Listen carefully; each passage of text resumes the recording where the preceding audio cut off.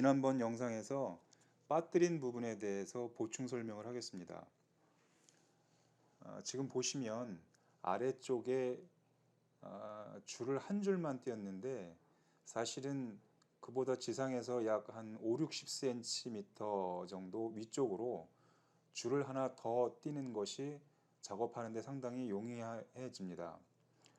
왜냐하면 수직으로 말뚝을 박는데 아무래도 무거운 해머로 두드리다 보면 수직이 틀어지는 부분이 많은데 가이드라인을 땅에 바짝 붙여서 하나 만들고 그 다음에 위로 5, 60cm 가량 띄워서 한 줄을 더 띄면 수직으로 박는데 상당히 용이해집니다.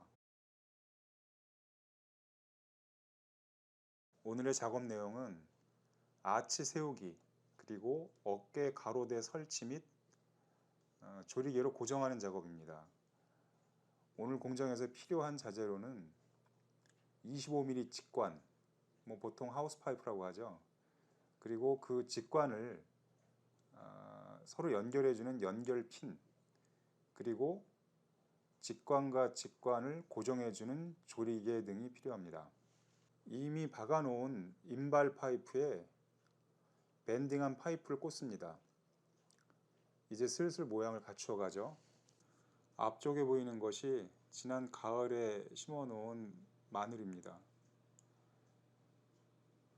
어느 정도 기초 토목 공사를 하고 바닥을 평탄화 작업을 한 다음에 하우스 짓기를 했어야 되는데 땅이 얼어서 그냥 진행을 했습니다.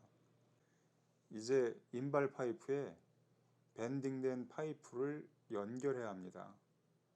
두 사람이 연결 부위에 꽂고 서로 상대쪽으로 살짝 흔들어주면 쏙 들어가게 되어 있습니다.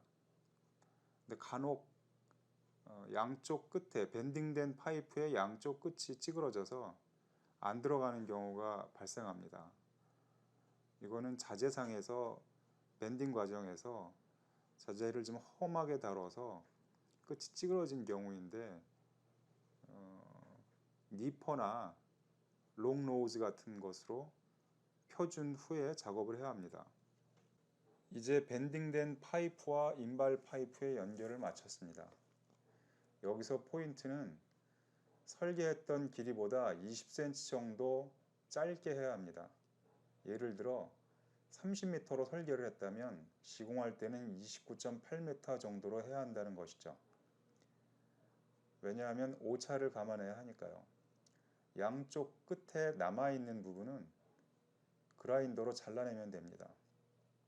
그리고 폭도 처음에는 6m로 설계를 했는데 시공할 때는 바닥면을 6.1m로 했습니다. 그 이유는 아랫부분이 윗부분보다 약간 넓어야 구조적으로 더 안정적이니까요.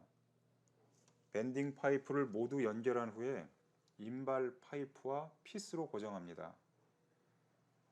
이때 펀치를 이용하여 작은 흠집을 내고 작업하면 피스 받기가 훨씬 수월합니다. 이제 가로 파이프를 연결할 차례입니다. 10m 파이프를 밴딩했는데 윗부분 호이 길이가 7m이고 양쪽으로 1.5m 남은 곳에 인발 파이프를 연결했습니다. 인발 파이프는 1m짜리인데 0.6m 정도 땅에 박고 연결했으니까 어깨 높이까지 대략 1.9m 정도 됩니다. 이때 누군가 잡아줘야 하는데 며칠 전에 제가 만들어 놓은 뽕나무 작대기가 한몫을 했습니다. 10m 파이프 3개를 사용해서 30m짜리 가로대를 만들고 이것을 올려서 고정하는데 무게가 상당합니다. 그리고 연결핀을 이용해서 10m짜리 파이프 3개를 연결하는데 이때는 가급적이면 피스를 많이 박아서 인장력이 작용했을 때 안정적으로 버틸 수 있게 해줘야 합니다. 양쪽 어깨 파이프 연결을 마친 상태입니다.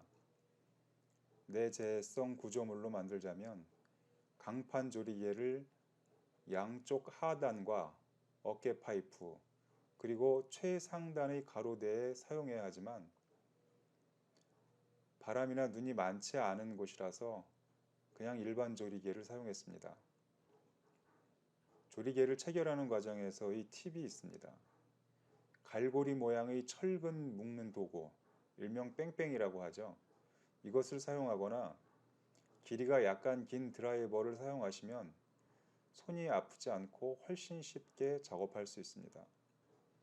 작업 사진은 촬영하지 못했지만 도구를 들고 가만히 보면 누구나 작업 과정을 이해하실 수 있습니다.